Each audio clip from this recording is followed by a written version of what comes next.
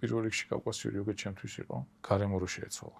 პირდაპირ წერია რა და ეს დავიჭირე. ეს არის ერთადერთი სისტემა, რომელსაც შეუძლია პრობლემის მოგვარება სულიერ, მენტალურ, ფიზიკურ და ენერგეტიკულ დონეზე. და დავიწყე კეთება, მაშინ ძალიან ბევრი გამოწვევა მქონდა. რეალურად ძალიან ცუდად ვიყავი რა, იმ მდგომარეობაში რაშიც ვიყავი. ურთიერთობებში არეული ვიყავი, ოჯახთანაც არეული ვიყავი, ფინანსურადაც არეული ვიყავი. მოკლედ, ყველაფერი დადგა კითხვის ნიშნის ქვეშ.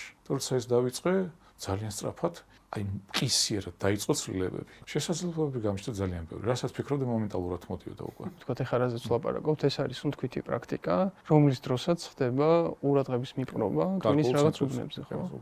სუნთქვასთან ერთად. ოღონდ იქ სუნთქვის ფორმაა შეცვლილი. თან რა მოხდა, იცი, რას დავაკვირდი? თუ კი შენში მიმდინარეობს ცვლილებები, და ეს ჩემ შემთხვევაში ესე მოხდა რა.